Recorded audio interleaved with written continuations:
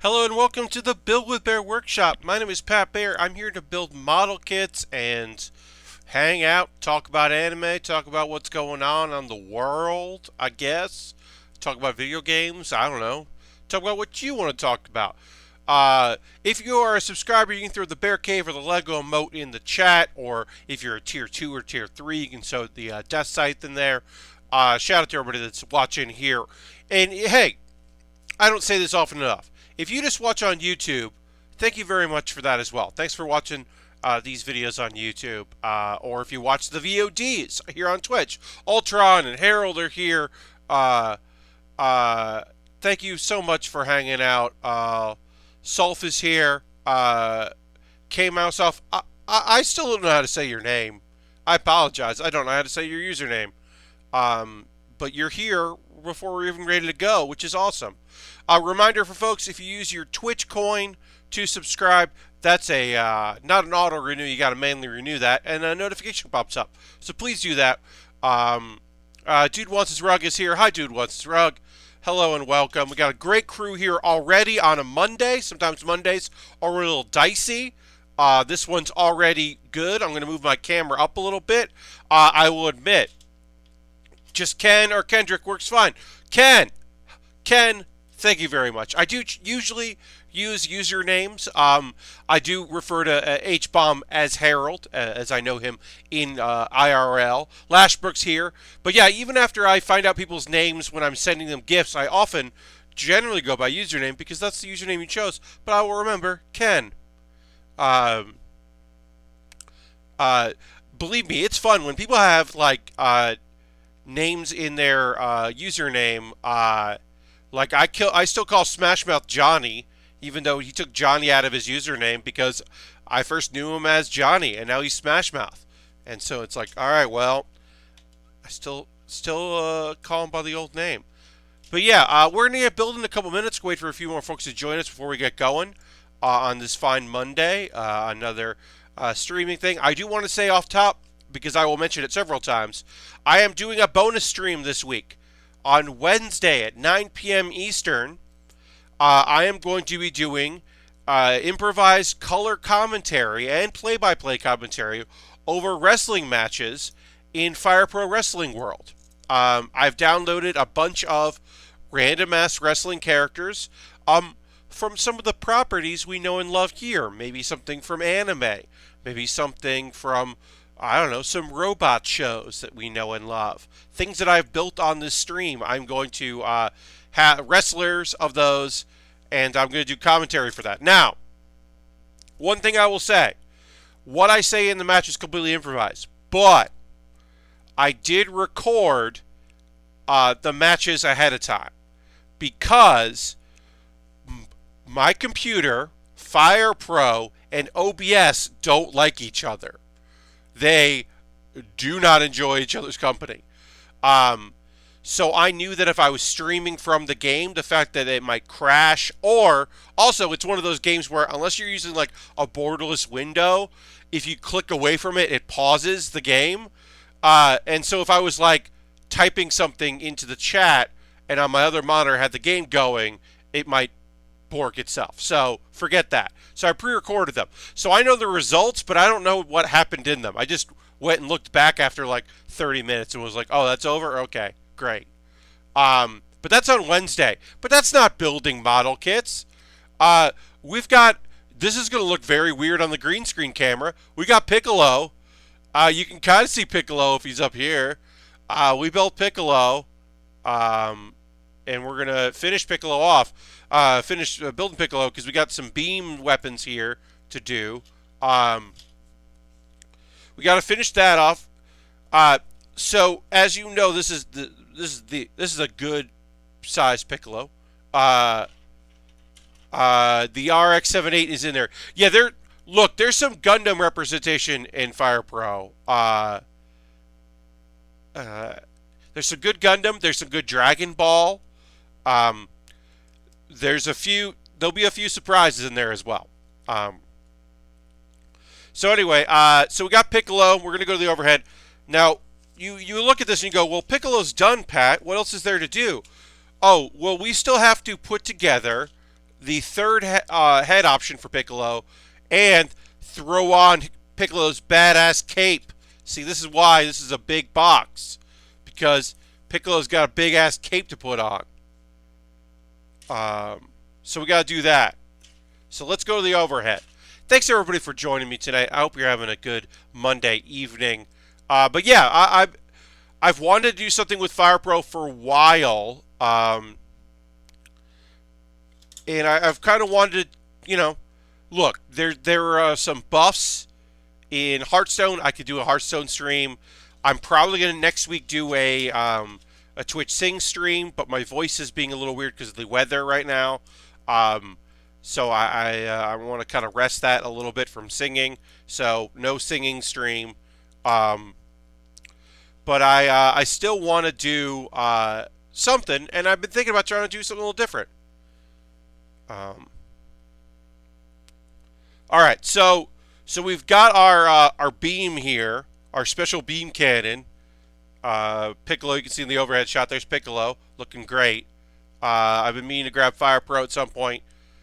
Yeah, the New Japan stuff, it was very expensive, but I think is really interesting. I'll admit, I played a lot of it. I mean, it made my top 10. I played a lot of it, but didn't get too much into the DLC. I had a really good time with the game, though. So, and I love doing commentary. Also, weirdly enough, I'm in 2 comedy wrestling shows this month. This Sunday, I am in a show, and of course I can promote that there. And then towards the end of the month, I'm in another comedy wrestling show, Final Geddon, which might just be the very last UCBW show, and a show that I helped found, and is the reason why I do comedy wrestling stuff. This shirt, this video games parody shirt, has a lot to do with the fact that I was already part of a comedy wrestling show when League of Heels was starting up, pre-name. I like this. Most of these weapon things are weird, but I kind of like this one of just like, instead of holding it awkwardly, you just put him in there like that. I think that's pretty funny. So there's your beam. I think that's pretty silly, but I enjoy that. All right, so we did that. Now it's time to put some costume parts on Piccolo here. We gotta take Piccolo's head off, which is weird, because we need to get the inner frame pieces of this. We need this part of it. So we can take off the other parts of Piccolo's head. Because they're basically, so kind of uniquely, Piccolo has a third head option, which is interesting. And this is the head that we will use with his full white getup, including his hat. So we got to take all the parts of the hat out here and get that ready to go. Instead of giving a full third, like the internal head, it's just like, hey, here are the pieces you're going to need to get this going. But yeah, so I'm in 2 wrestling shows this month, so I was like, well, I might as well do some fun stuff. This Sunday at 7 p.m. at the Brooklyn Comedy Collective in Williamsburg, Brooklyn, I will be appearing as a brand new character in the world of comedy wrestling, never performed before as, and his name is Video James. And Video James used to be a esports commentator, but now he is disgraced. He has been run out of that world, and he is forced to be a ringside announcer for wrestling. Video James was incredible at his job until it was revealed that he is 38 years old and thus was forced into retirement.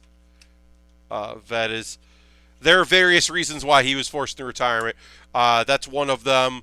The other is he's allergic to Mountain Dew, so he had to retire. Let's see. It was revealed that he that he doesn't know the difference between Dota and League of Legends, so he was forced to retire. Um, his favorite video game is Solitaire, so I feel bad. I was supposed to stream No Mercy Wednesday night. I may stream earlier. Well, Harold, all's fair in love and wrestling. And also, certainly, that's not my normal night. Wednesday's certainly not my normal night. So, don't feel like you have to. First of all, don't feel bad. Because there's always something else going on. I don't know how you could go on living with being allergic to Mountain Dew, says Lord Washington. Yeah. But yeah, there are various reasons why Video James can no longer fulfill his role as an esports commentator, and it thus must go to his backup career, which is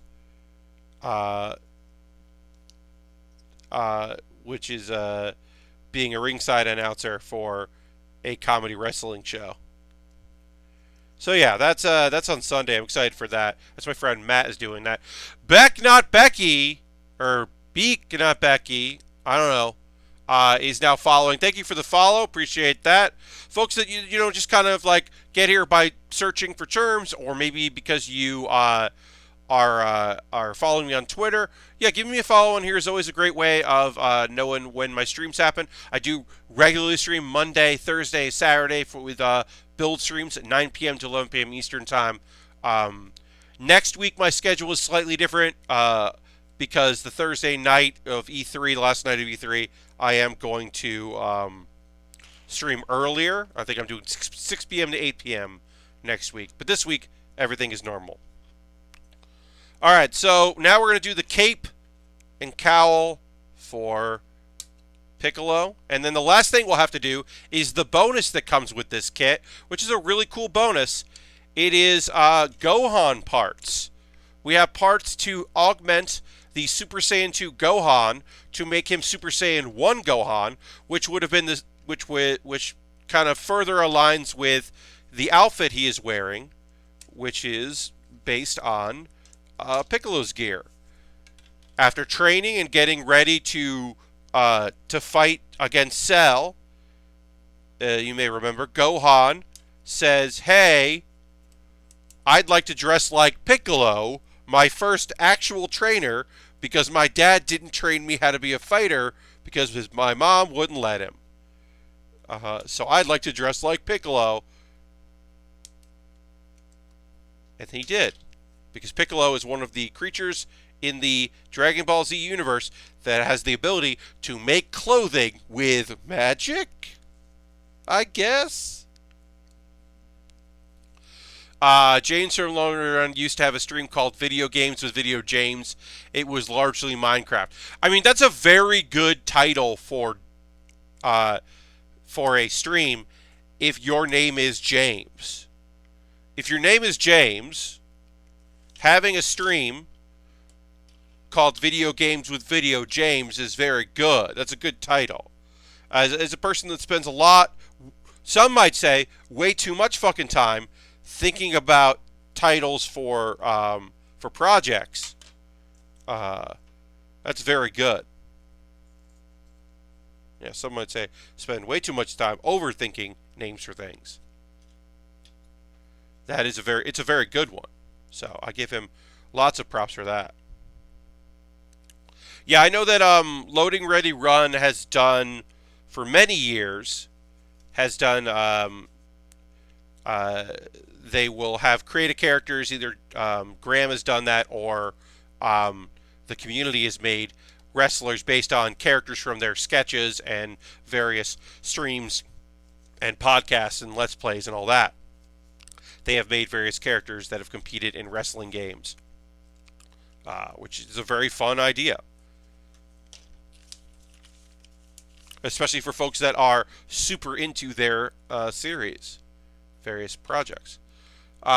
People in DBZ have telepathy and nobody ever mentions it. It's just a thing people can do. Yes, lots of people have telepathy and are like, cool, sure. All right, so we got to put on here.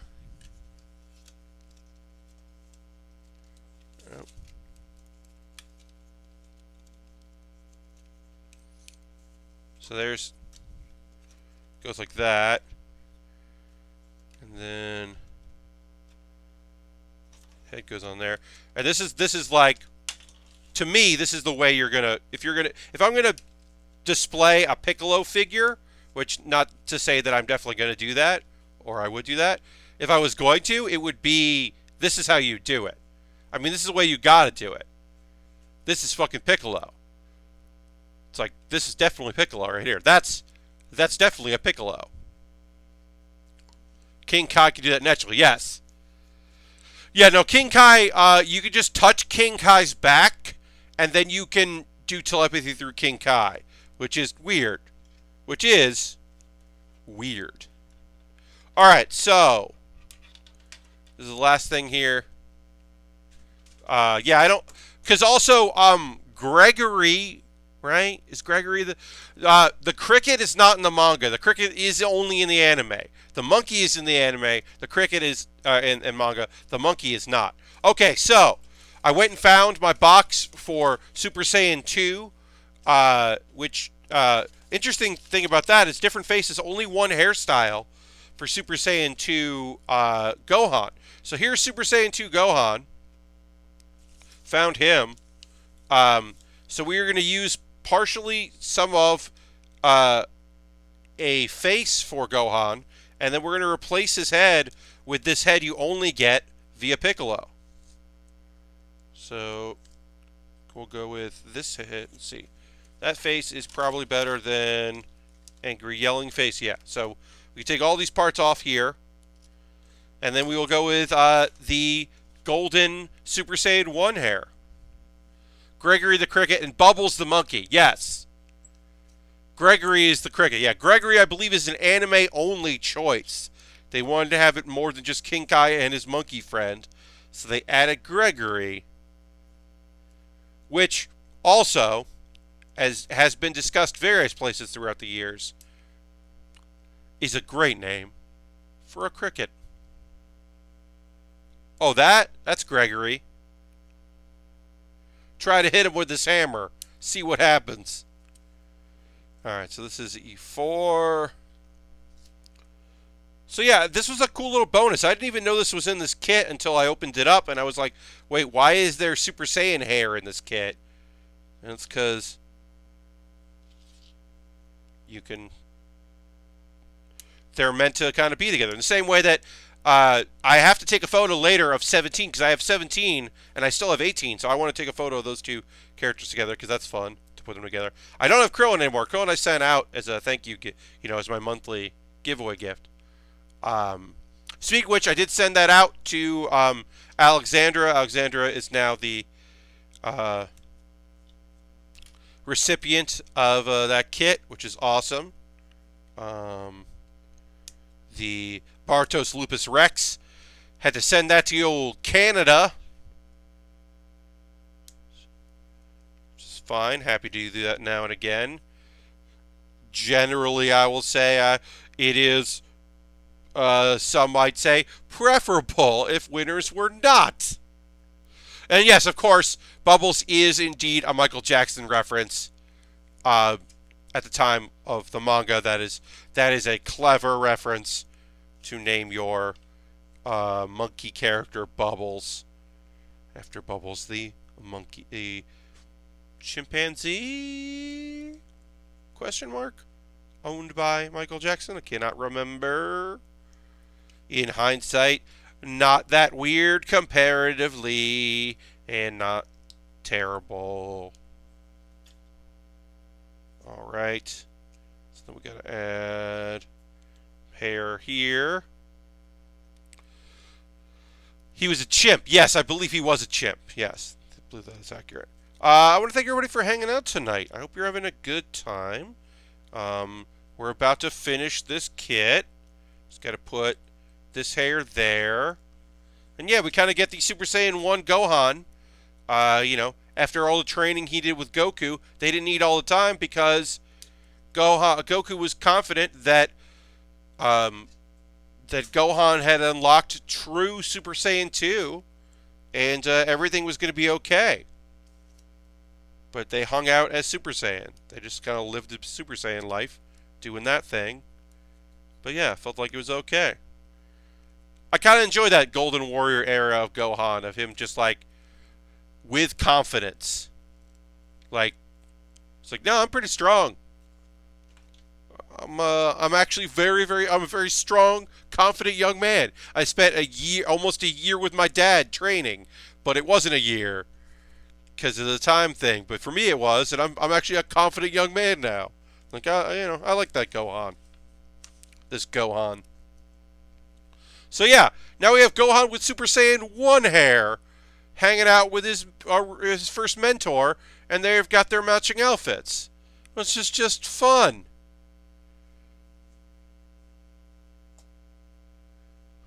I just think it's a fun thing, and that's Piccolo. Like, I love this cape is so big that it makes Piccolo on a weird angle when you lay him down, which is weird. But other than that, this is fucking rules. But yeah, of course you're gonna go with a turban if you're gonna do that. But yeah, that's Piccolo.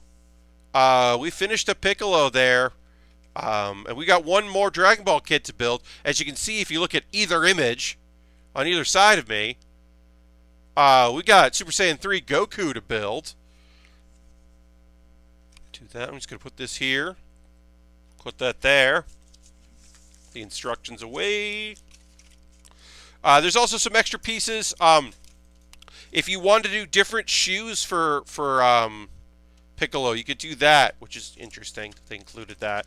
Occasionally there's modifications here and there for those kits. All right. Now we got to... But yeah, that's a fun kit. I enjoy that one. Not too many stickers for Goku Super Saiyan 3. We're mostly going to be doing around the mouth and then some lines around the boots, I believe.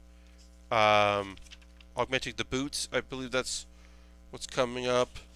So we'll find our sheet there. But yeah, a lot of working on Goku is working on the hair, which makes sense since this is Super Saiyan 3. Which is, as you may remember... Oh, also, hi, Baldridge. Happy to have you here. And Lord Crashington, I don't know if I actually said hi and welcome. I think I might have missed that, but hello. But yeah, a lot of Goku Super Saiyan 3 is all of that hair.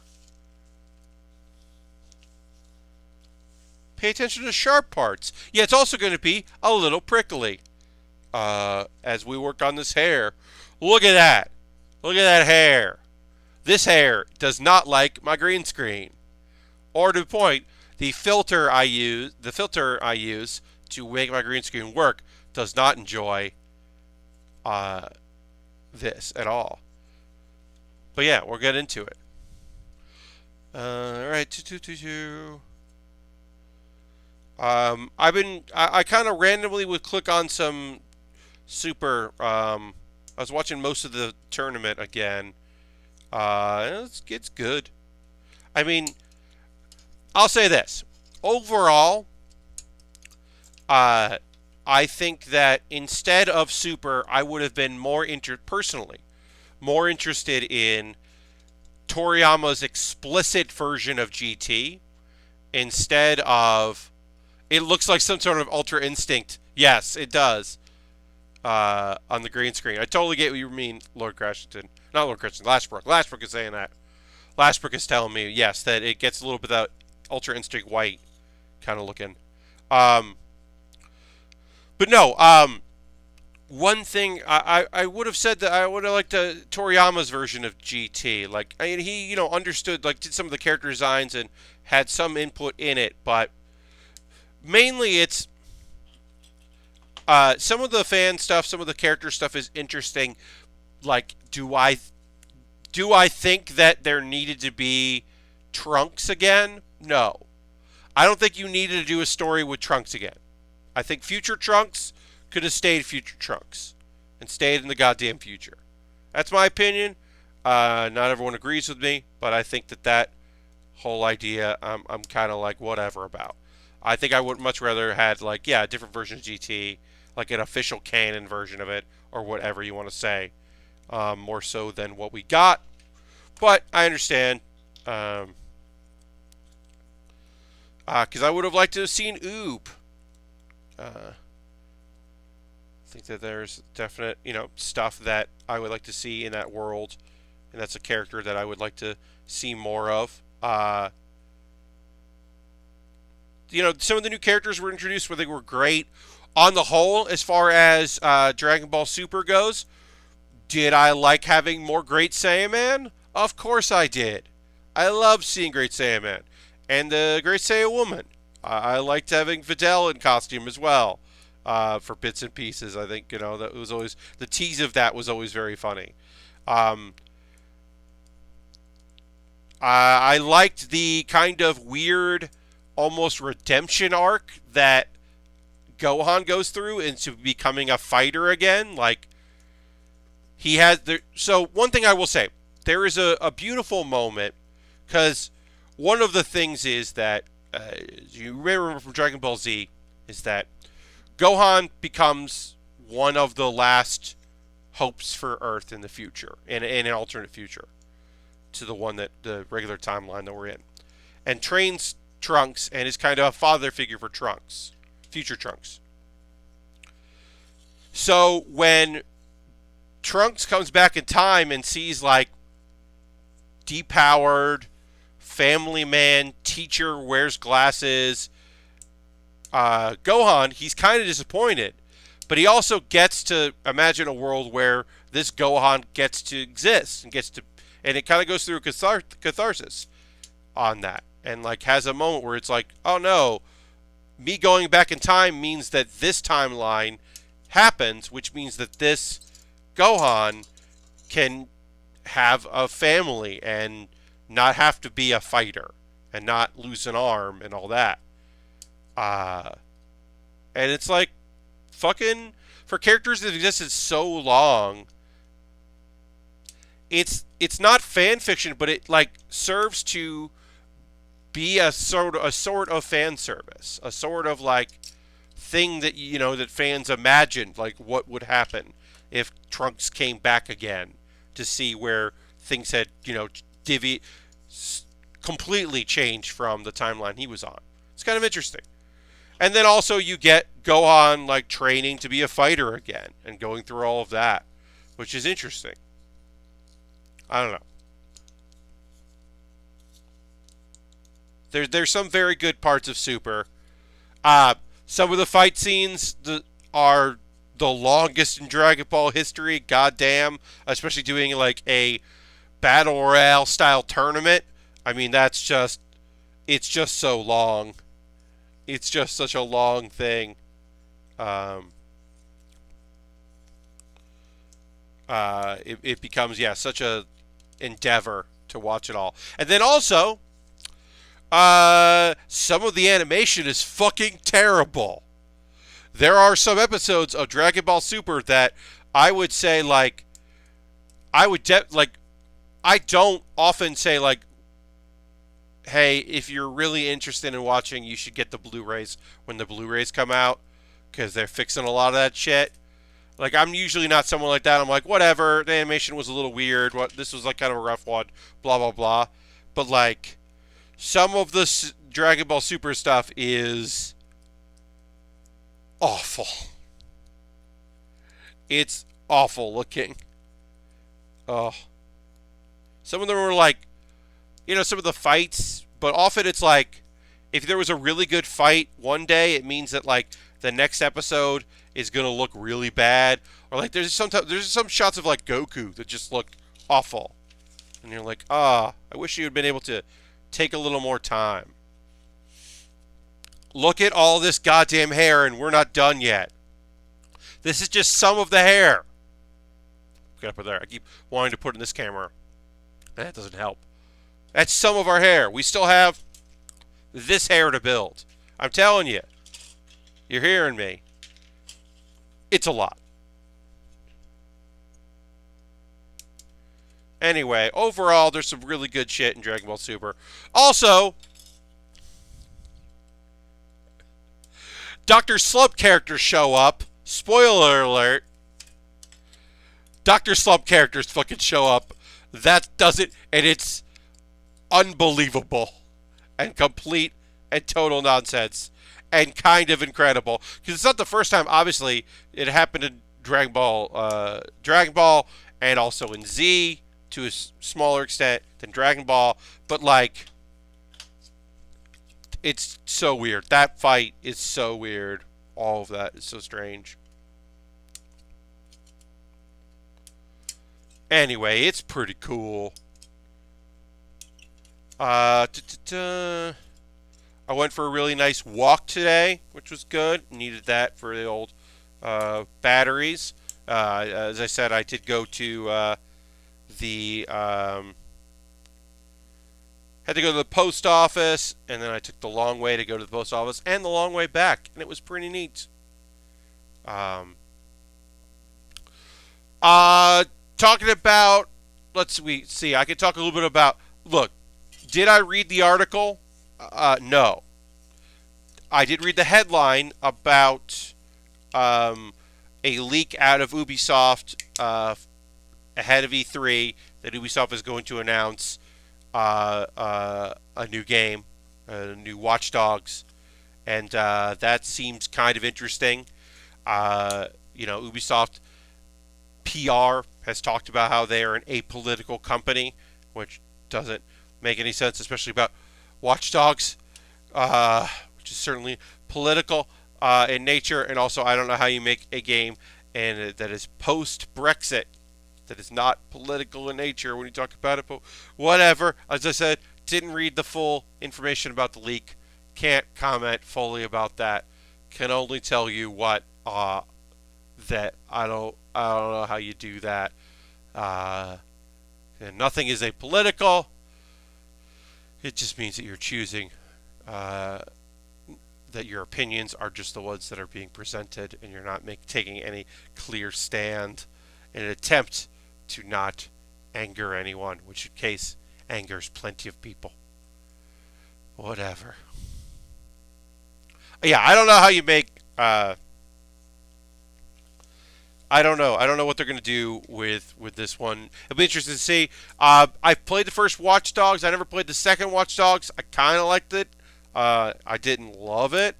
I'm not like, I wouldn't consider myself a huge fan of the franchise. But, interesting conversations happen about it. I've watched some good Let's Plays of the game, so I could be on board for some of it. And we'll see. I don't know. But yeah, if there's a hype train, I'll get aboard the hype train. If there's anything y'all are excited about going into E3, any pressers, of course. Next Monday, we will be streaming during a presser, the Square Enix presser, while I am certainly somewhat interested in the Avengers game. That's probably all I would be out of Square Enix. So I am choosing to not rearrange my schedule for that. But I could be, shooting myself in the foot. I could be missing a very cool press conference and instead just be building model kits with y'all. But I think I'm making the right call. But yeah, if there's anything y'all are hyped about, let me know in the chat. Chat has been pretty quiet tonight, which is okay. Never telling you gotta talk. But if anybody has anything they want to chat about, I'm always up for the conversation.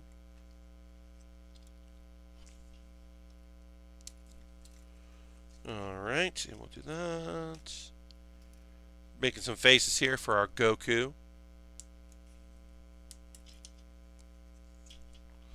Harold says, I will be on a boat on my way to Alaska on Monday. Indeed, Harold, you're getting your vacation in. Congratulations on that. As you are on your vacation. Have so much fun, my friend. I hope you have a great time. Normally I chat, but I'm on my second shift now, so for the most part, you're audio only. Well, Bald Ridge, that sounds cool too. I know there are plenty of folks that, maybe not be necessarily audio only, but are, second monitor to the stream while they're doing other things, or if they're playing games, or if they're, cooking or eating or all that, and that's totally cool and totally understand that. Like I said, it's okay if folks don't want to be chatterboxes.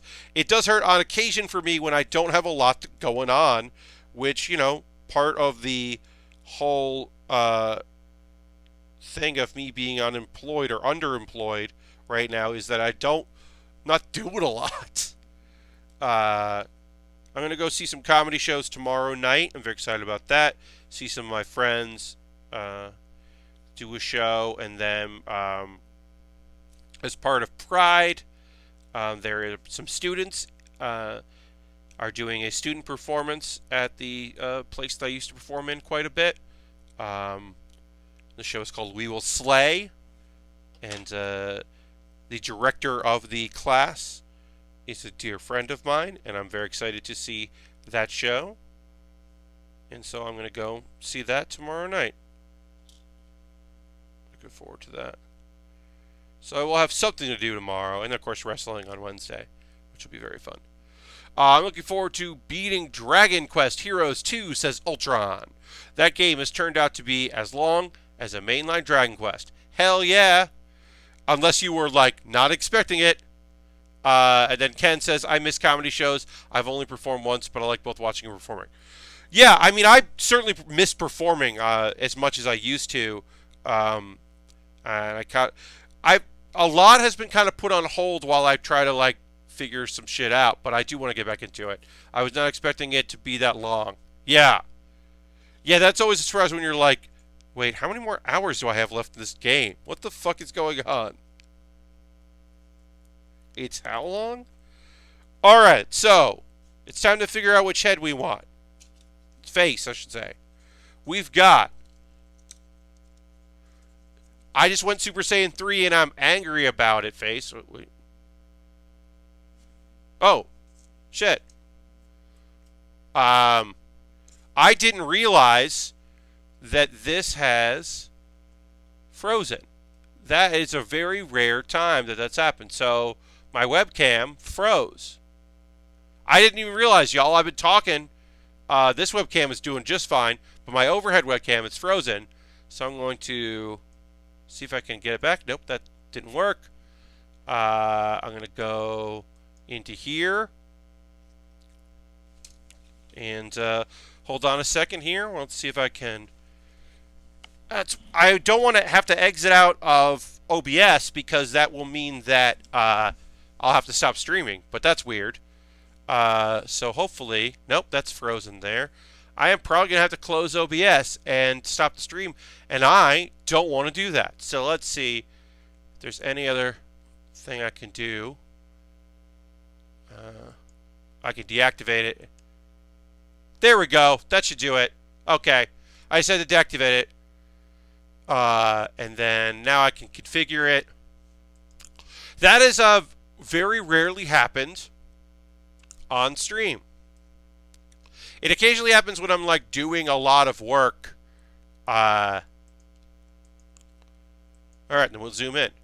That occasionally happens. Yeah, here we go. That occasionally happens when I'm doing a lot of moving around if I'm filming things, but rarely happens on stream, so I apologize for that, folks. But yeah, so here's, because I was trying to look at the overhead because this isn't going to look great. So we got I'm Angry, Gohan, and then we've got, or Goku, what am I say, Gohan. We already did Gohan. And then I've got Stoic, and I think right now we're going to go with Stoic. Well, if we got Energy Blast, maybe let's go with Angry Goku right there. We'll go Angry. I'm powering up Goku. I think that is the way to go. Yeah, I think it looks right. And this thing is prickly. All right, yeah. So I had to deactivate it and then reactivate it. That's weird, but that's good to know that that worked. That I didn't have to stop the stream because then some folks don't know they gotta hit refresh and all that stuff happens. Get the little bit of the hair that kind of hangs down here. Yeah, angry, constipated. I'd be pretty angry too if I had no eyebrows. Yeah, his eyebrows are bit. In my mind, in Super Saiyan 3, he does have eyebrows. It's just that his ridges in his head are folded over them. He develops such a tough head that his eyebrows are like covered up. But yeah, so there's Angry Goku. Get the little sticker going there. All right, that's that. This is still so spiky. That's so much hair. Look at all that goddamn hair on Goku. Ridiculous. Put him up there. So much hair on our Goku.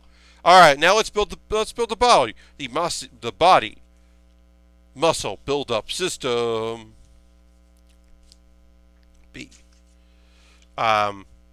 I do like that you can change the faces out. That's the thing I've always enjoyed about these kits. There's always some sort of modification you can make to it,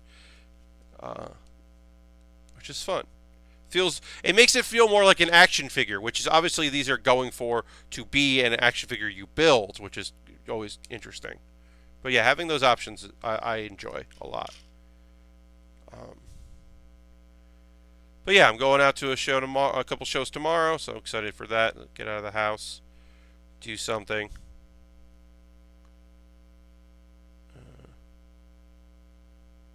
Okay, there's a loose connection there. A lot of this is pretty straightforward. I've built Goku before, so I think we did a Super Saiyan God, Super Saiyan version of Goku, and so a lot of times it's like, yeah. Once you've done it, you've done it. The Vegeta body and all that are pretty similar as well. So I don't have a lot to say about this stuff, but it is always fun to build it. Alright, so that's going to go in like that. Nope, it's going to go like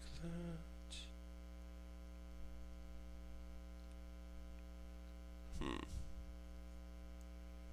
I say, there's nothing to talk about, and then I'm like, why isn't this working?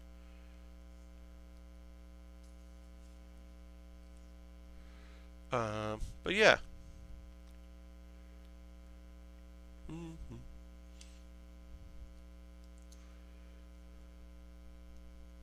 Alright, and then we got that there. Seems cool. But as always, thanks for everybody that's watching the old stream tonight. Always appreciate that. I have a poll going up for my $10 Patreon supporters because as they get to vote on kits I build. I have 2 kits left in my wish list that have been bought off my Amazon wish list that are on deck. I'm going to quickly check a look to see what's winning that poll. But that's what happens. The $10 Patreon supporters get to pick or vote on what I build.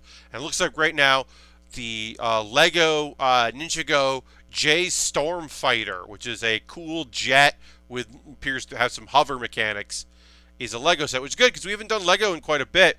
That'll be the next thing I build on stream. Yeah, I always put the vote up to my Patreon $10 people on like what I build out of my wish list, or if I don't have anything on my wish list to build, what I build out of my backlog.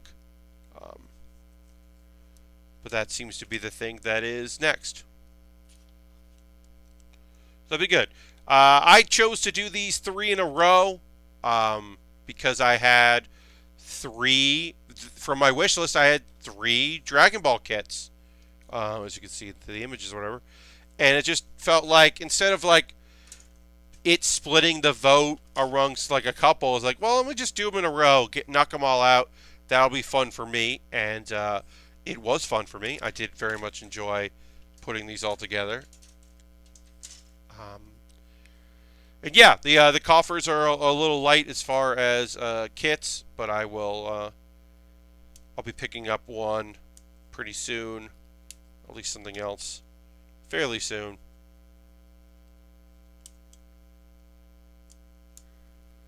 And of course, in a little bit when I do the old pause for the calls, I will mention the various stuff on my wish list that you could always pick up if that's you so inclined.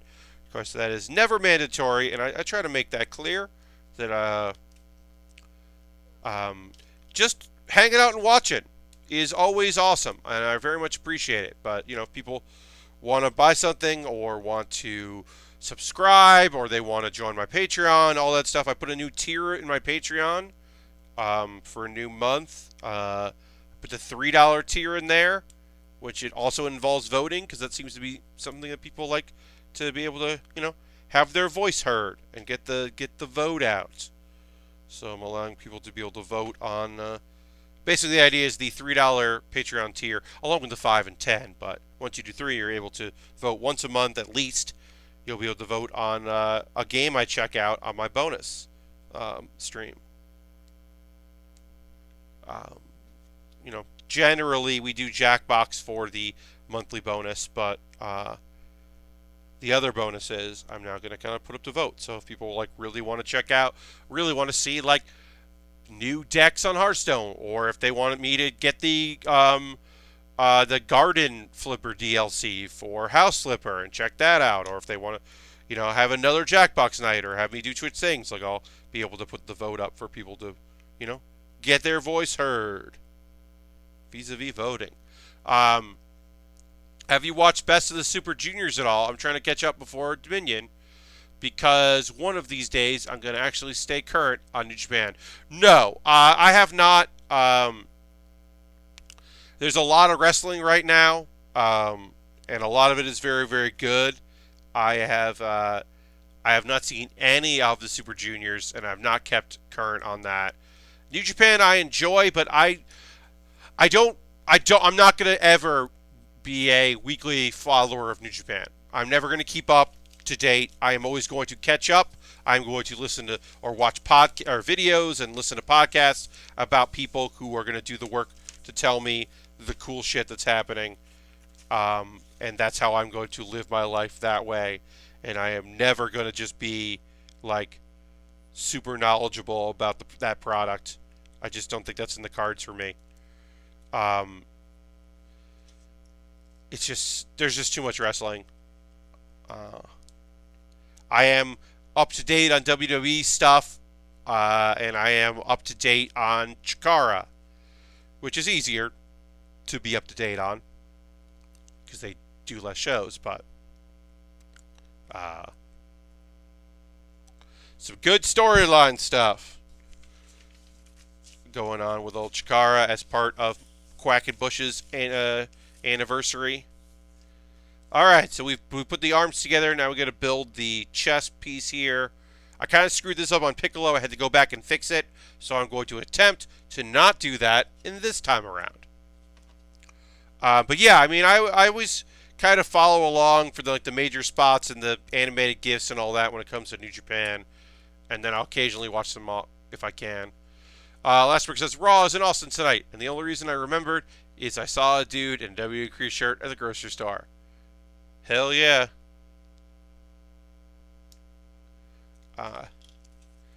Next time WWE is in New York, I'm definitely going to try to go. I just have to make sure that I do not repeat the mistake that I made. As folks may remember, I got a ticket at to see the show, and then just bought nosebleeds and could not, because of the Barclays Center, could not deal with my fear of heights. It kicked in heavily, and I couldn't handle it. So I ended up not staying for the show, which was a real bummer, very demoralizing, especially because I was, not in a great spot, and that probably didn't help anything. That my mental state wasn't particularly great, and then I was dealing with that. But the hope is next time they come back to New York, I'll be able to afford tickets to sit a little closer and not be in just very bad seating.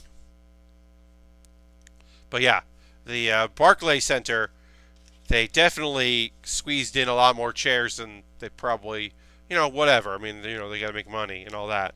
No disrespect on that, but the slope on it is so hard.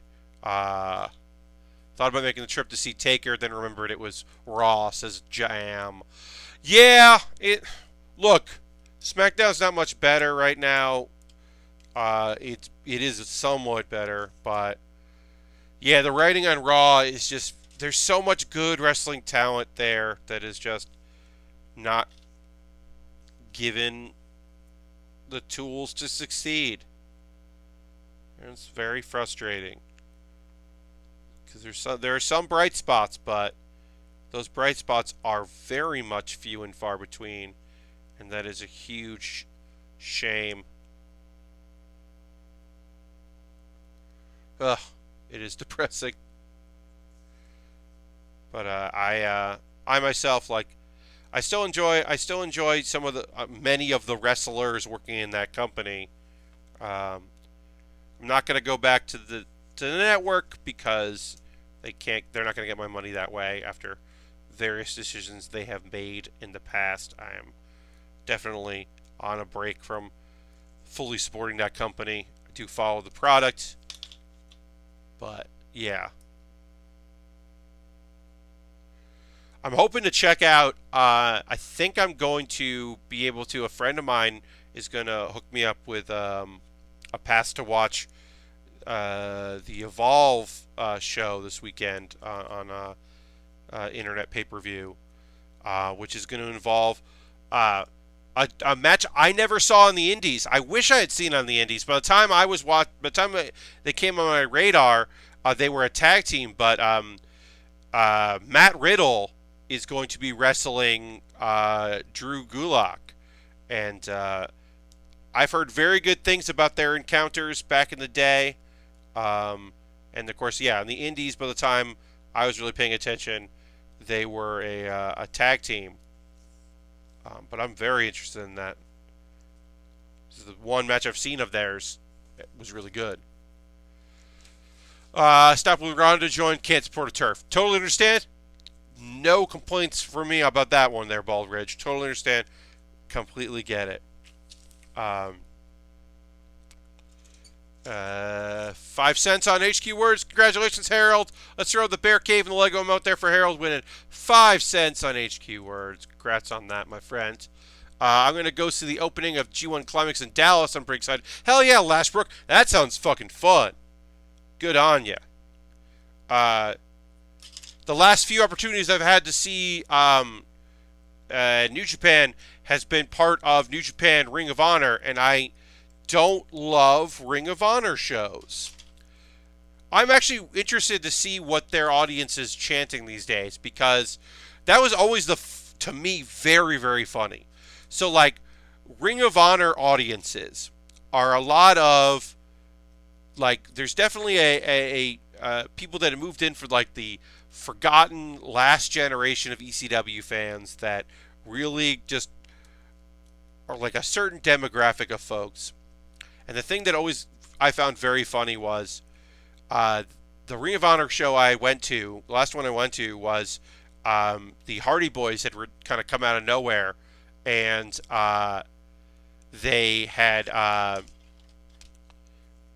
they'd won the belts off the Young Bucks, the Ring of Honor belts, and we're like, we're here to stay. And the crowd went nuts for him because it was the Hardys. And for me, that was really awesome because I never thought I would see Jeff Hardy wrestle live ever again. I had seen him a couple times, and I was like, oh, I'll never see him wrestle. So it was so nice to see Jeff Hardy live, like wrestling and looking healthy for him. And I was very happy about that. And it was a good match. And I was very psyched about it. But the crowd was chanting that Impact sucks. And I was like, oh, Ring of Honor fans don't like Impact because that's where they lose wrestlers to, I guess. I was like, you're not even mad at WWE, you're mad at Impact? Oh, I was like, oh, your priorities are completely all over the place, y'all. What the fuck are you talking about? It was very funny. Ring of Honor has some very good wrestlers in it. I also think that they don't care about having a good company right now. And I think they make some very poor decisions about poor talent decisions. I don't know if they're booking from a place of fear or what. I think Jay Lethal is a fantastic talent. I think Kenny King fucking rules. I've been a Kenny fan for a long time. I think Kenny gets a lot of unfair treatment in the world of independent wrestling. There's some great stuff there. But overall, which is the Smashing Pumpkins World one. So I believe that right now, I think that the reformed NWA, which is just an alliance, I think the acting commissioner of the NWA right now is Billy Corgan. I believe that's true. He's had a hand in a bunch of things, including a Chicago-based one. But yeah, I believe he is the commissioner of NWA. Irbina is here. Hi, Irbina. Happy to have you. Saying they definitely look bad compared to New Japan. Oh, yeah. I mean, if any company was going to look very bad compared to AEW, it isn't even Impact. Billy Corgan... Yes, so, Ken, Billy Corgan has always loved wrestling. Always loved wrestling, which people didn't know. He certainly didn't talk about it, because even when wrestling was incredibly popular, he didn't know. I don't necessarily love all his opinions about wrestling, about the kind of wrestling he likes. He did start a league very briefly in Chicago.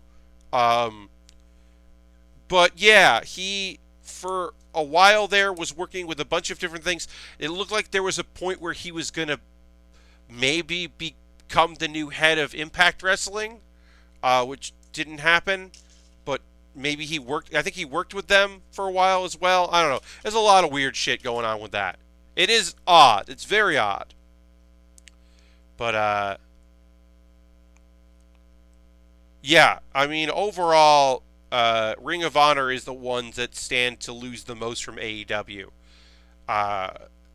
Even more so than Impact. Of course, I think Dragon Gate is now, like, very nervous about it, which is like, Dragon Gate, y'all, who the fuck cares? You want everybody, like, it's interesting to see. We'll see what happens when AEW goes to TV. I think that'll be very interesting to see what happens. But right now, I like wrestling. I like wrestling when it's good. I like wrestling when it's, you know, at the very least, AEW has been saying the right things. They are interested in trying to figure out healthcare, which I think is, at the very least, a great start. At the very least, it's acknowledging, like, hey, I don't know if we're going to be able to pull this off. I don't know if people who are in control of the money are going to sign off on that. But they, at the very least, as actual wrestlers talking, acknowledge the idea that it is something. Whereas other companies like to say things like, oh, our independent contractors want to do everything themselves. Yeah. Oh, Iron Vita, totally. It makes itself very difficult. Like, they have to be careful about, just from a business perspective. Like, hey, if you're going to talk the talk, you got to walk the walk. So, yeah, saying that, like, having trans wrestlers in your organization, talking about race as far as that, wanting to say that, like, hey, diversity is not just a catchphrase, it is an active thing that we're trying to pursue, all that, you know, especially as a company where the four faces of the company are all straight white dudes. Kenny certainly has portrayed a wrestler who perhaps is not straight, but in his personal life has certainly never spoken about that, and it's personal. Although, just the fact that, you know, Kenny Omega has played a character that is probably in love with another male wrestler, and their friendship in the ring and outside the ring is, like, their special relationship is, like, special, the Golden Lovers, like, that storyline alone is unbelievable compared to many wrestling storylines. So even that is huge. But, yeah, you know, then it comes down to, are you going to book people because they have a good draw and people like them? but they publicly are assholes, are garbage, are transphobic and racist and shitty. But do they still get a paycheck? Ring of Honor seems to be okay with doing that. We'll see if that is also AEW. And yeah, it's the walking the walk part of it. We'll see.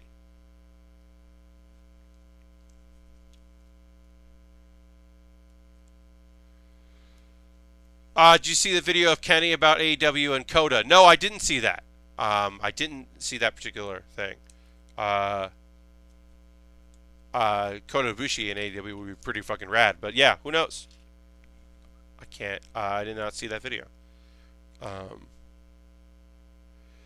yeah, it'll be interesting, especially because a lot of the talk of AEW is that they are going to be presenting it as more sport-oriented.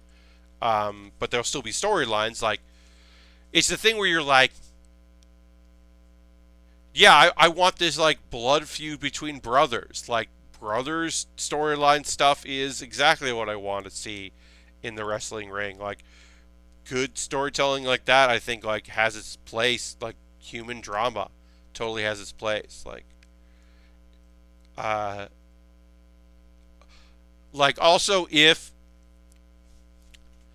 let's say that everyone who wrestles the Luchasaurus decided collectively to play into the fact that this is an actual monster and not just a man named Luchasaurus.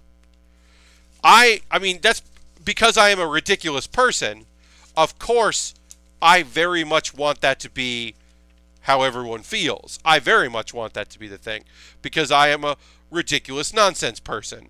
So, yes, please, please, please, let's have the nonsense like that happen. Please. Please, please, please, please, please. This is what I want.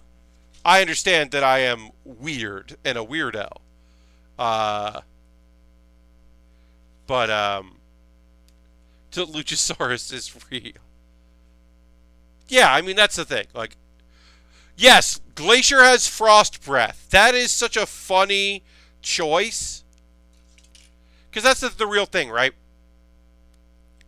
Gimmicks only work if everyone is on board. Which is why AEW picked up Bryce, which is the best choice they could pick up.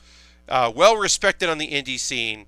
But from years and years of Chikara. But, like, nobody gets comedy refereeing like Bryce does. But it's like in-ring stuff. Like, part of it is just like, yeah, accepting those things. Like, in the same way that it's accepting the mist is a devastating, like, the different colored mists do different things, and certain mists are like poison, and some are like, instead of just blinding you and being a distraction, some different of the mists like have different properties. Agreeing to that is buying into the weirdness of the world, is part and parcel of professional wrestling. Lashbrook, I will definitely check that out. Thank you for sending me a link. Which I'm always in favor of. I think that's like a huge thing. So in the same way that Orange Cassidy, who is mists are like kryptonite, Lashbrook. Yes, this over the years, red mists have a different property than green mists, have a different property than blue mists. That is, over the years, that has become like part of the legacy of different wrestlers who are mist-based offense. Is that they do different things. Yes. But yeah, I've talked before about Orange Cassidy, who is, in my mind, the best comedy wrestler working today in the independent scene.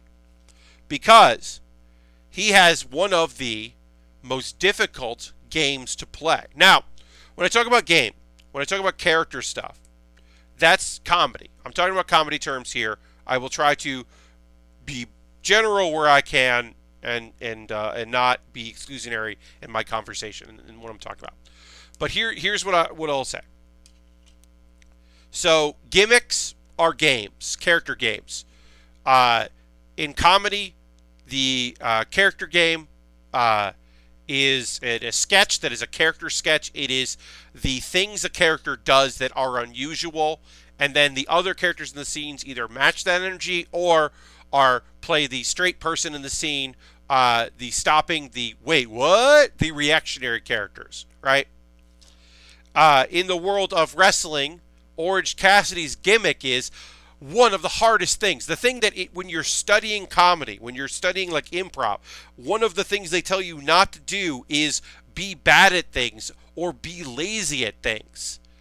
So Orange Cassidy, who is a fantastic wrestler in his own right, he was an ant.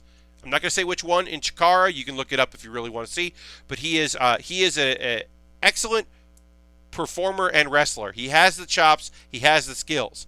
He has a gimmick.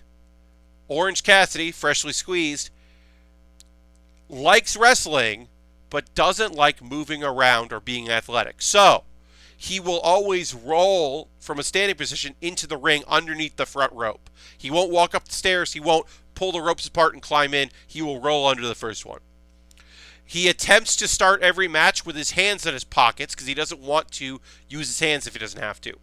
He will attempt to wrestle with his sunglasses on because taking off his sunglasses is effort. He can still go. He can still wrestle. He's very skilled at it. But his character has chosen to be a lazy character.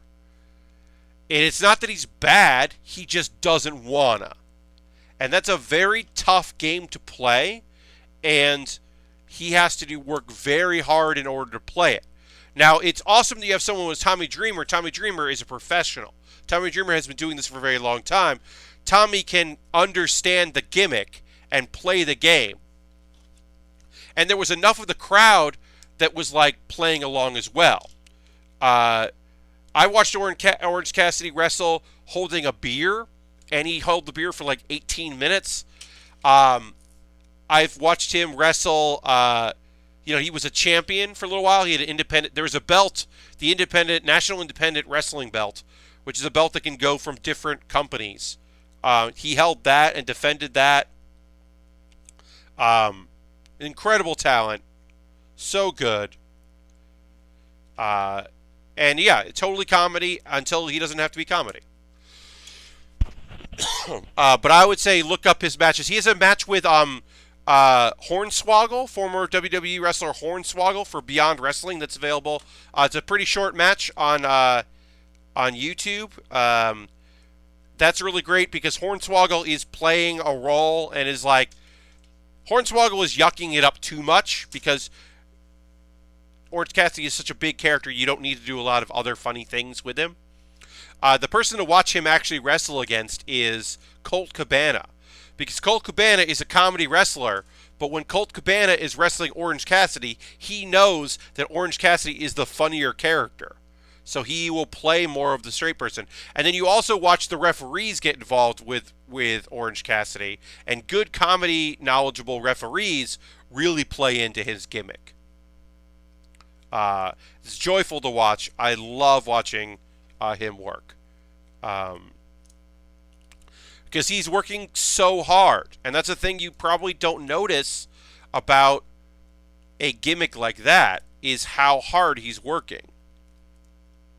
In tag matches, because he often tags with, or often has tagged with Chuck Taylor, especially in Chikara, and he would quit the match.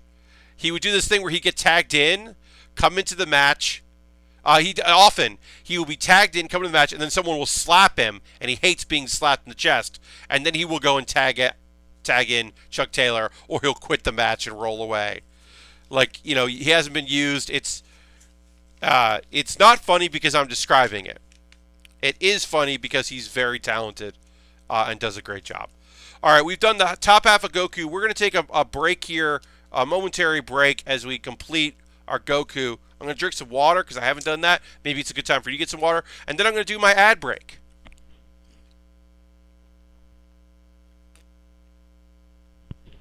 As always, I call an ad break.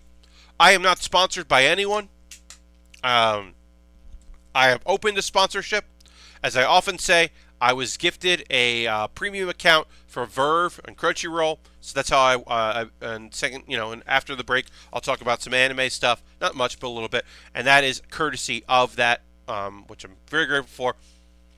But yeah, if you work for a company that sells model kits or action figures or Lego or anything like that, you'd like to sponsor the Build with Bear Workshop, I am interested. Please reach out. I, of course, will talk about how I am being sponsored. I have hashtag ad and all of that. But I am certainly interested in that.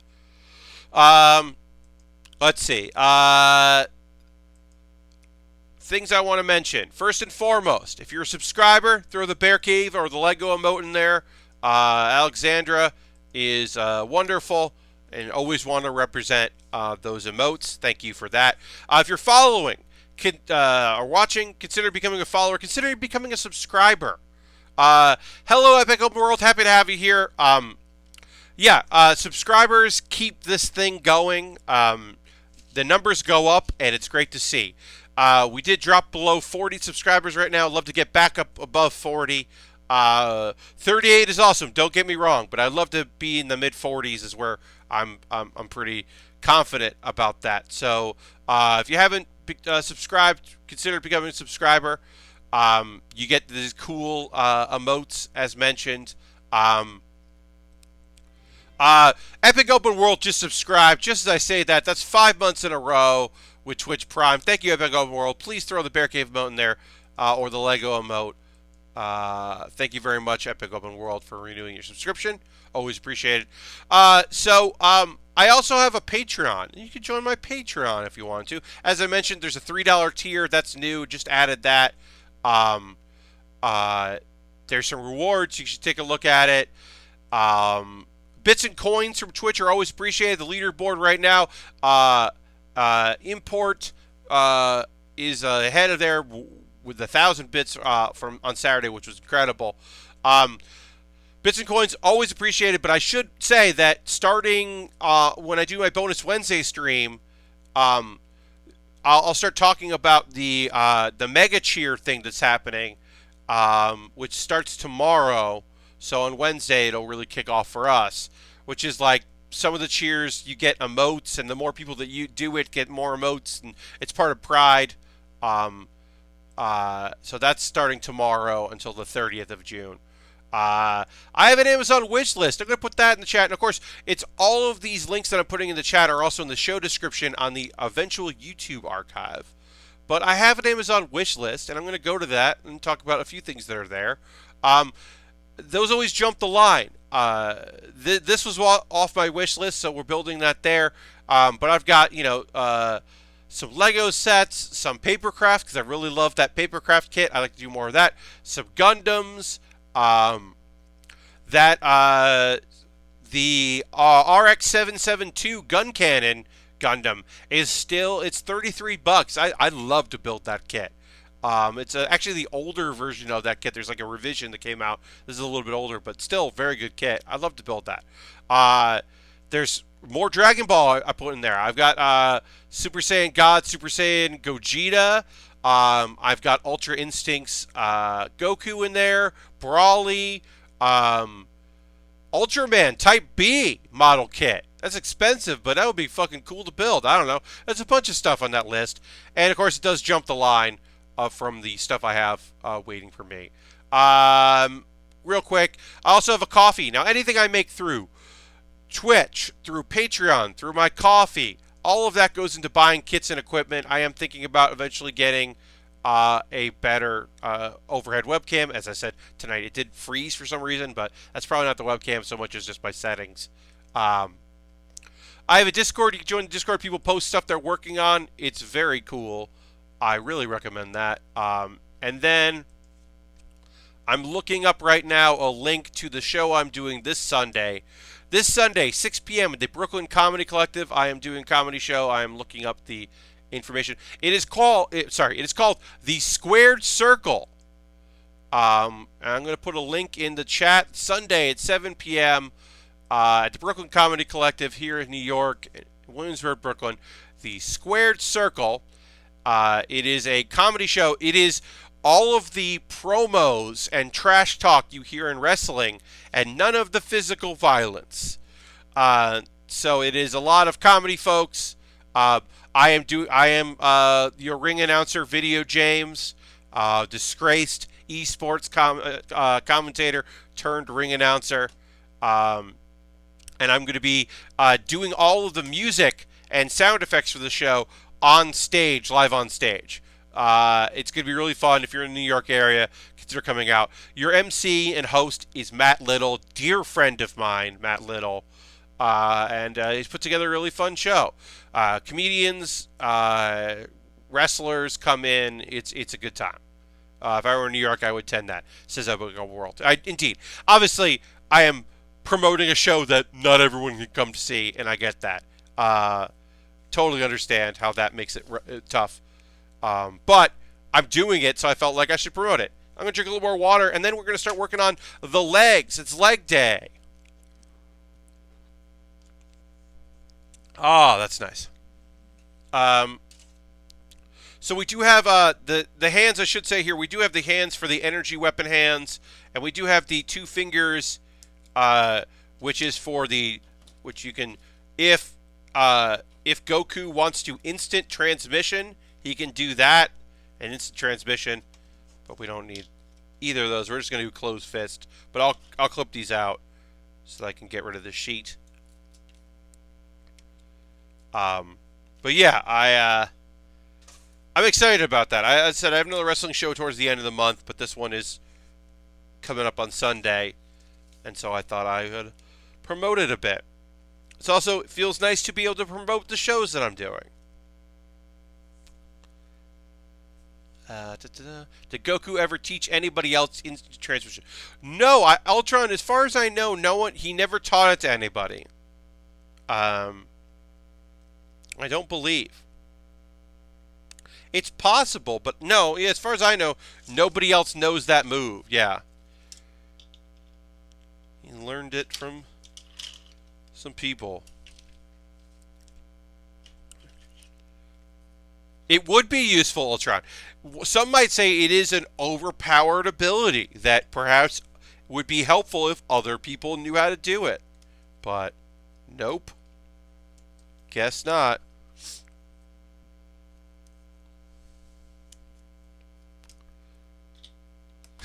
King Kai does and is a real dick to Goku about. Oh, yes, King Kai can do it.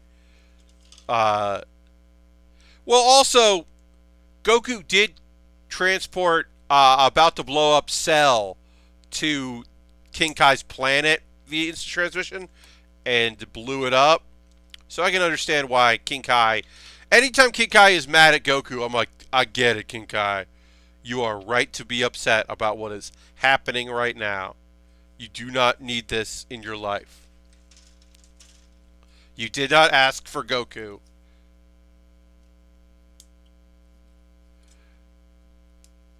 And yes, Last Brook, 100% you're right. Cell learned instant transmission because when he reformed with some Goku cells and then learned instant transmission so he could instant transmit. He is the only one that can do it, I believe. That's right. Forgot about that shit. Dang. C112. C11. Goku is an alien from Planet Vegeta. Yes. So, epic open world. The thing is, Dragon Ball. We do not know that.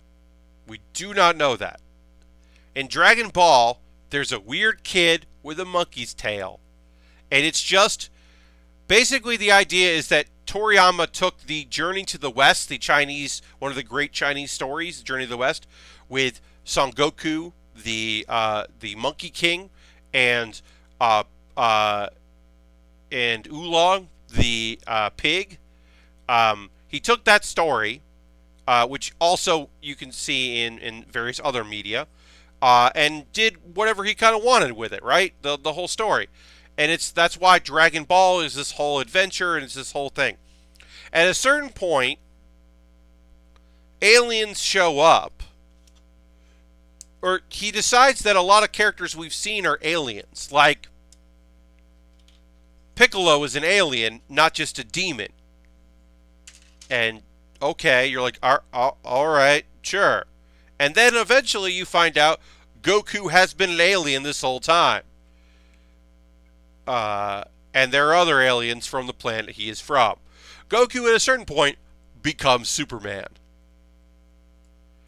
And the planet he is from is he is a Saiyan from the planet Vegeta.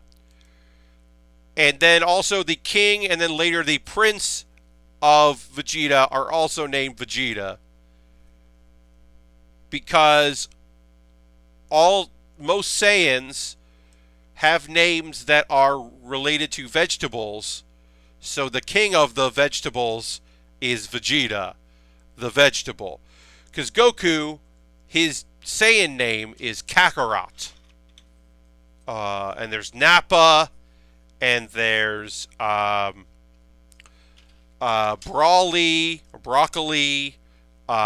there's Kale. Epic Open World, when we find out that that he came to this planet as a child to destroy it, but bonked his head, and apparently that's why. It is a pretty big deal. When Raditz. I was going to say, Raditz. Raditz the Radish. Raditz is his brother. Like, it fucking is a big fucking deal when we realize that Goku is an alien. And then also, here's the thing. Everyone's like, Goku's an alien? And they're like, that makes sense. I mean, it does make sense. Even though everyone's pretty okay with, like, the fact that a dog is the king, and like there are dinosaurs and stuff, and dragons. There's a mystical. The fact that they're like, Kami is an alien.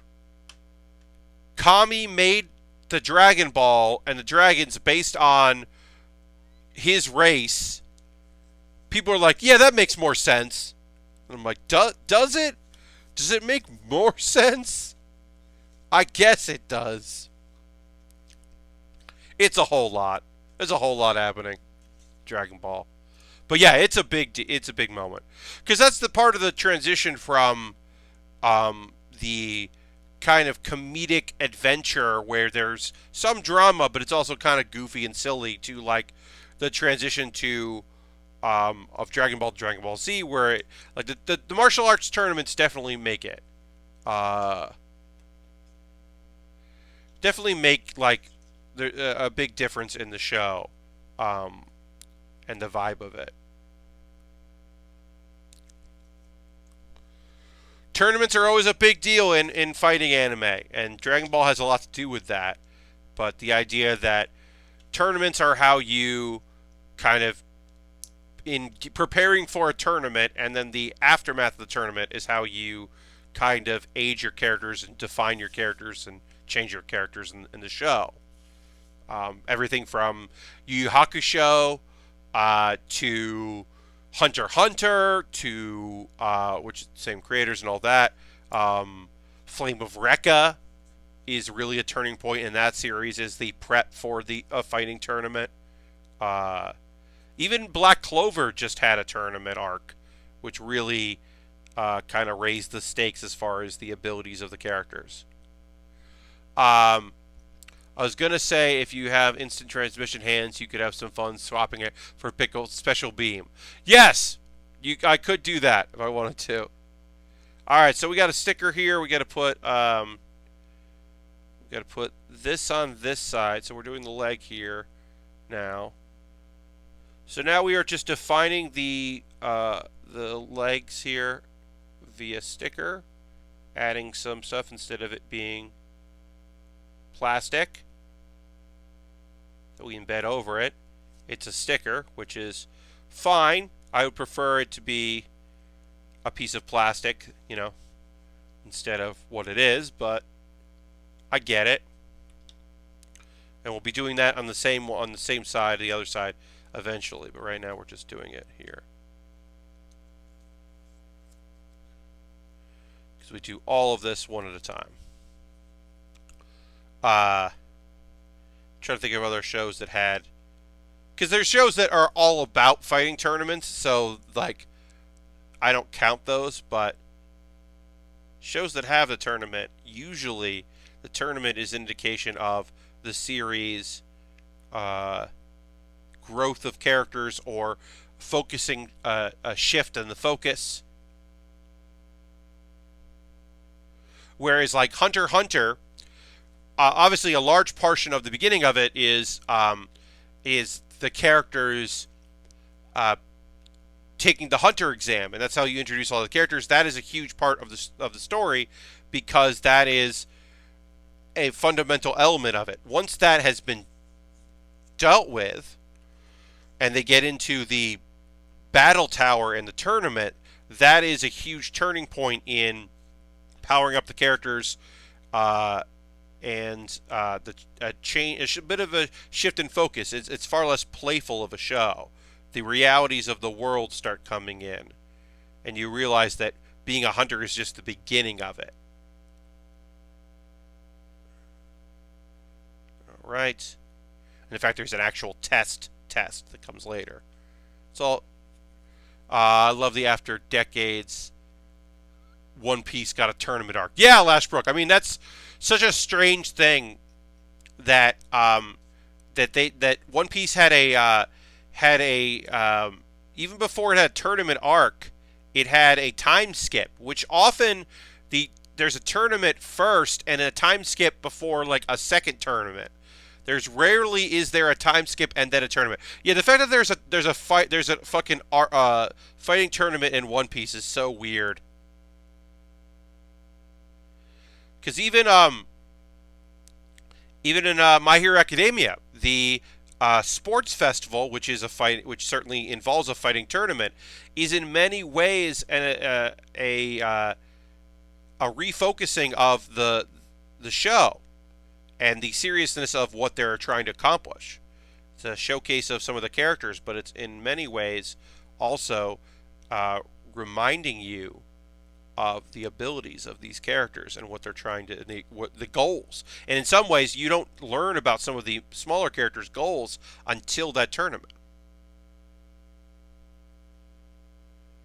Yeah, and there are some shows in popular media that the tournament is the whole thing. Mortal Kombat is about a fighting tournament. A fighting tournament doesn't happen randomly during Mortal Kombat, and people are like, "Oh, I guess it's time for this tournament. I guess we got invited to a tournament. I guess we better go." It's like, no, it's the whole deal. But some shows, it's like, wait, there's fighting? Like I said, like Black Clover just finished up a tournament. Or Fairy Tail. Fairy Tail exists for so long. Fairy Tail's another show that does a time skip. And then, like, returns, and then they have a fighting tournament. That one really surprised me when that happened, because I was not expecting that in Fairy Tail to have, like, suddenly have a fighting tournament arc with magician, or with mages, basically. All right, so then we gotta do this shoe here. Fist of the North Star. So there were, like, Fist of the North Star certainly had brawls. I remember there are a lot of people being forced to kill each other in battle royales. There's also like a tournament-ish kind of like winner take all, like round robin tournament thing he enters, where he fights a guy that's very clearly supposed to be Hulk Hogan. Because there's a lot of characters that are just clearly pop culture references. So that definitely happens in the show. I don't think there's a full-fledged tournament, but there's definitely a lot of like I would say it's more like Coliseum kind of battle royale adventures. Those definitely happen in the show quite a bit. All right, we got more stickers to put on here on our shoes, so we gotta do that now. So we'll do that. And I'm just using my tweezers for this, nice and easy. I'm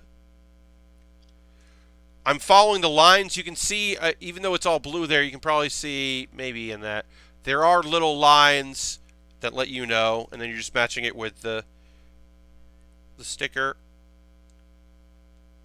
doing a lot of the detail. You know, if this was a different kind of kit or a more expensive kit, these might be like sections and embedded pieces instead of a sticker, but that's not what we've got.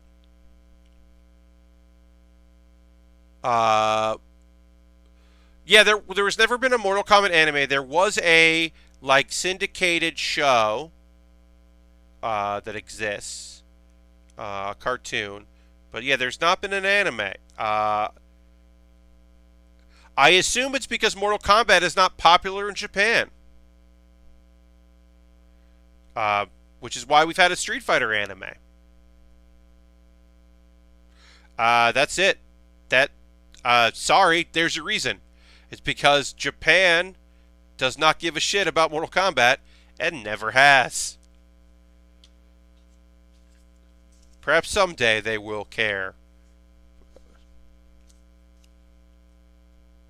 But as far as I know, we're a ways away. But yeah, we got a US animation series of it. Just putting some stickers on, doing my thing. Because we got because you know what we got? There's a Darkstalkers cartoon that's an anime. That Darkstalkers cartoon is an anime. Alpha, there's several Street Fighter animes and anime specials. I'm 99% sure that the Darkstalkers is an anime and not a US cartoon. I could be wrong. I am now looking that up. Darkstalkers cartoon.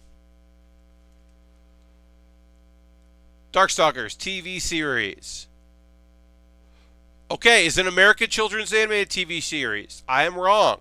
That was not an anime. Now that I look at some of the cover art, I can see okay, we're toned down. I thought for sure that was an anime. It was co-produced by Capcom USA and Graz Entertainment.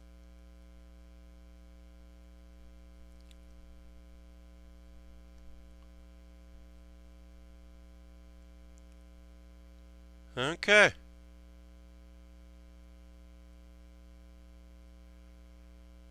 I did not realize that it was a US cartoon. Okay. All right. Well, I learned something. 13 episodes.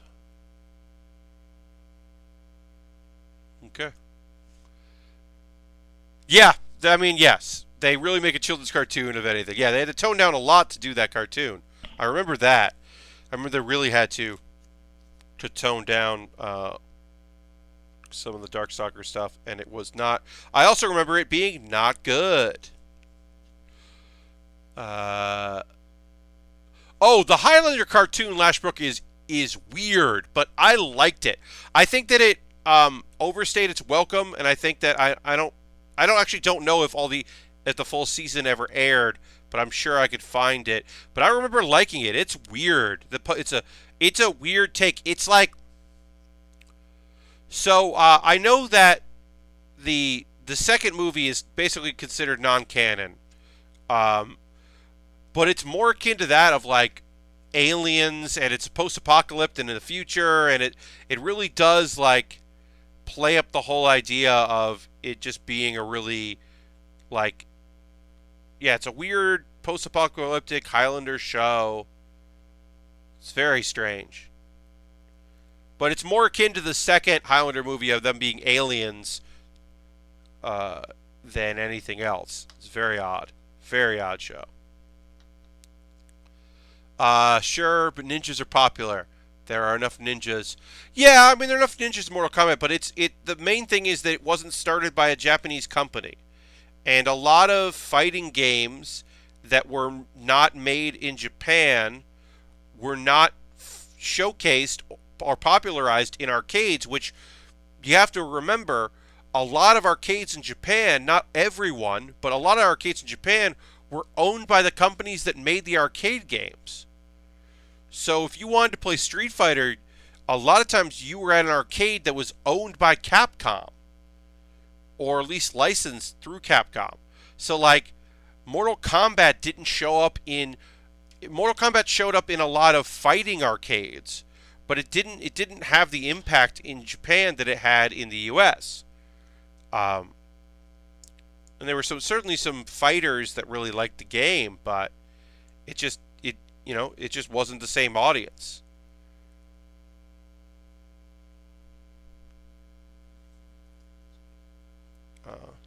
Yeah, it just had a different vibe to it.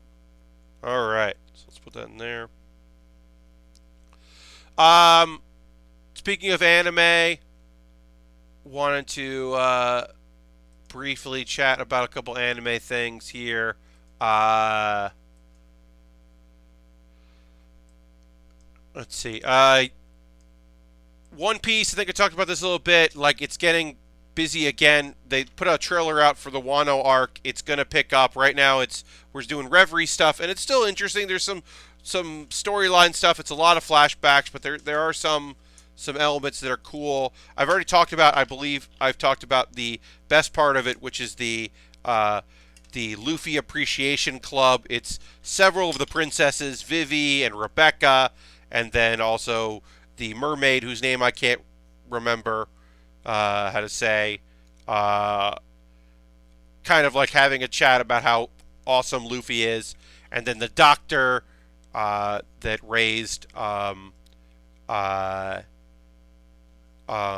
Chopper is there, and she's psyched to hear about what things Chopper's doing, and it's just nice. It's just nice.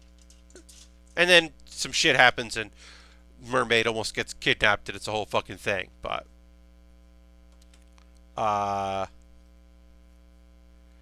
yeah, it's picking up. Things are picking up in the old world of One Piece. The other anime I want to talk about very briefly is Yatogame-chan. That is the quick little series about the guy that moved, guy from Tokyo, Musanagano, and the weird characters that live there. This was like, I would expect this to be like the last episode because it kind of wraps up just kind of nice and fun. But it's a lot of the characters together. It's a direct continuation of what happened in the previous episode. It's just a cute little show. I really, really like it. I think it's just like a very fun. It's like 3.5 minute show with like a closing theme. It's very light. I feel like I'm learning something about the Nagano region and the ways that people think about that region. So I'm into that. Because I like learning. I like learning about stuff. But yeah, I think it's like a cool, quick little breezy show. So I would recommend it. Yatogame-chan. It's a longer title. It's Yatogame-chan Kansatsu Nikki. But it's very cute, and I highly recommend it as a cute little anime if you're looking for a little extra, just something fun and light to watch. Because, there's not a lot of light in the world, so watch a cute anime if you can. Yeah, it's tough because there's not a lot of what I watch comes out on Sunday or Monday these days. When I talk about anime on Thursday, I'll have stuff to fucking talk about because things will have come out by then.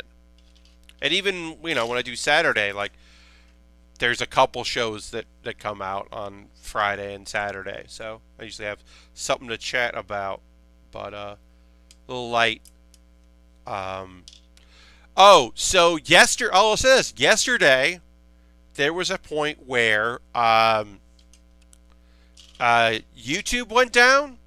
A lot of Google services went down because of something happened. I didn't investigate what, but like Google Drive was down for a bit, and it was only a couple hours. But I had a bunch of stuff I was going to watch on YouTube that suddenly I couldn't watch on YouTube. So and then I don't know if it was related to the outage or it was because a lot of people wanted to do what I did. Crunchyroll was hitting server loads because people, I guess, were just like, well, I guess I'll catch up on my anime. So I ended up on Hulu, which I don't enjoy Hulu as a service. I pay monthly for Hulu and get ads, and that sucks, and I hate it. I hate it so much. I just wish that it was different and a different whatever. Hulu is Hulu. I'm not gonna pay the extra money to not see ads. I could do that. I don't want to do that. I'm not gonna do that. So anyway, blah blah blah. It is what it is. I ended up on Hulu, and so what I ended up watching was random episodes of Yu Yu Hakusho because they have like the first like into the tournament. They have like the 24 episodes or something like that, subbed and dubbed, and so I just watched some subtitled Yu Yu Hakusho. Because why the fuck not? I was like looking around on Hulu for a documentary I haven't watched. I watched a lot of them. Or something else that I hadn't seen. And then I was just like, I don't know, it was one of those like anime recommendations that popped up because of what I watch on there. And I was like, you know what? Fuck yeah. For stuff like Hulu, the price without ads is basically the price for me. I just can't take video ads anymore. I understand. If I watched Hulu more than right now, look, right now I'm paying Hulu. I'm paying for one show on Hulu. I'm paying for One Punch Man season 2. For that, I will pay as little as possible to get that, and I will deal with the ads and just be annoyed every time. And then when that ends, I will cancel my Hulu. I will finish season 2. I will binge watch all of season 2 again. And watch the whole thing again, and then that will be it, and I will be done. And money is not great right now, so it's not worth it for me to pay a whole lot extra to watch, like, if I'm not going to watch more of it. If Hulu was my main thing, then fucking totally. Yeah, I don't like, because it's that thing of like, I don't want to pay to watch ads. I hate it. I could hate Hulu. And I understand that, like, you know, it's just the deal that Crunchyroll has. Like, they have it in other regions. They don't have it in the U.S. I get that. I'm not mad at Crunchyroll for that. Deals are deals. I understand. It's just a bummer because I would much prefer to watch it somewhere else. Ken says, I tried to cancel, and the reason I submitted wasn't good enough, so I had to call customer support. Ken, that shit is fucked. Fuck that. Fuck that, fuck that, fuck that. You say, hey, I'm not paying you any money anymore. And they say, oh, that's a shame. What if we did this? And you go, no. And they go, okay, well, we'll keep your account in our records. Please come back again. We'll give you a free month if you come back. They don't fucking say no. Fuck that shit. I just canceled paying for Dropbox. I was paying extra for Dropbox because my Google Drive was full, and I had a deal on Dropbox. Because my Google Drive was getting full, and I didn't want to pay for that. But for work stuff, it made sense to have something. And then also, I was working with a company that I'm not working with now, but at the time, I was working with a company quite a bit that used Dropbox for transferring very large files. Very, very large files. So it made sense to have Dropbox. So I was paying for Dropbox, and then Dropbox basically is like, hey, in 2 months, we're increasing your plan by $2. Everyone's plan is you're going to get this and this, and you can actually get the benefits you get now, which is like, I think that's a cool idea to be like, hey, in a month we're going to increase your rate, but and add this, but we'll add that feature now, even though we haven't increased your rate. But it was a good wake up call to be like, oh yeah, I don't use Dropbox enough to fucking pay for Dropbox every month. Forget this shit. I'm going back to just telling people they have to send me stuff on Google Drive, and then I'll just download it. I'm not sending big files these days, so fuck it. I'll use SendSpace or something like that if I have to. But yeah, I've been trying to cancel. Yes, it's very easy to cancel the WWE Network. The WWE Network is very simple and straightforward as far as canceling goes. They do sometimes not listen to your request to unsubscribe. That occasionally takes a very long time, which is frustrating, but it is easy to stop paying them for things.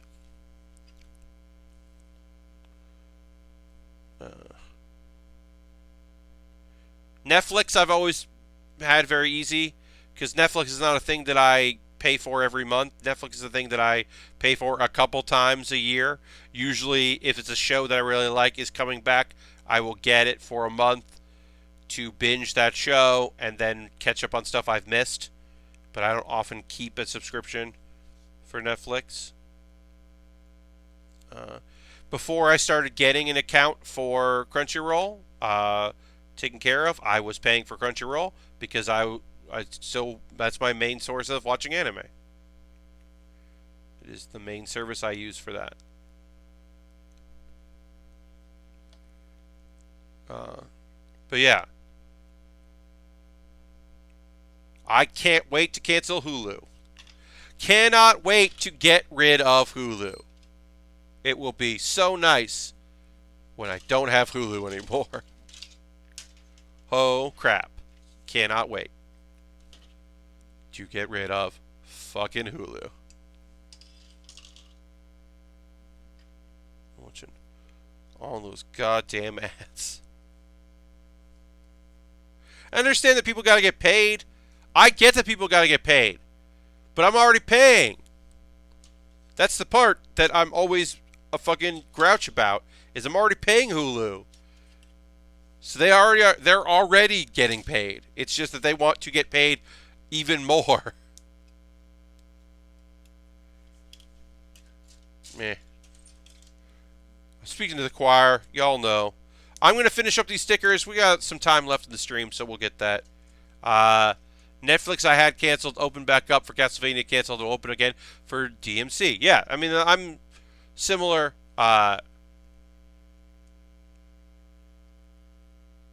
Oh no, yeah, forget that. Like we'll give you a month off, whatever. No, I'm done. The end. I will cancel my credit card if I have to. Fuck that shit. Yeah, no, with the last time I think I got Netflix was I rejoined like various stuff, but for WoW I think not WoW. I'm getting tired saying the wrong things, but Glow was the last time I think that I did the whole like subscribe, unsubscribe, subscribe thing, is because Glow is so good that I had to watch it immediately. But a lot of times it's like, yeah, or a deal will appear and then suddenly you're like, well, I've got a deal, so I'll do Netflix for 3 months or something. Yeah, I haven't had to run into anything with Crunchyroll because I guess I did cancel my account years and years ago. Years and years ago, I did the free trial and then canceled it. And that was fine. And then went back to it. Yeah, I think it was way back in the day when it was after they'd finished it, but my friend Nick, I had been out of the anime game for a number of years, and then my friend Nick was like, hey, they remade Hunter x Hunter and did the whole fucking thing. And I was like, no, what? Fuck, no, they did? It's like, yeah, instead of the OVAs and the weirdness and the not really ending, they did it. And it looks good. And I was like, oh, fuck you. Now I have to get back into anime? And then so I had done that, and then watched a bunch of stuff, and then kind of got out of it again, and then came back with a vengeance. Partially because people really loved a bunch of stuff that had come out, including One Punch Man was a show that people really, really liked, and I was interested. And then particularly it was I wanted to catch up and finish Naruto live. Like I watched the last Naruto like as it aired. That was important to me for whatever reason. Like that was like finishing that show. I think it'd be the same thing that if I step away from One Piece, I'll make sure that when that if and when that ever ends, I'll come back to like finish it. Those shows have some importance. All right, we are almost done with our Goku. We will finish Goku up on Thursday and then start a new kit. I believe it'll be a Lego set, as I said. I believe that will be what we do on Thursday. Will be to start a Ninjago Lego set. And that'll be fun.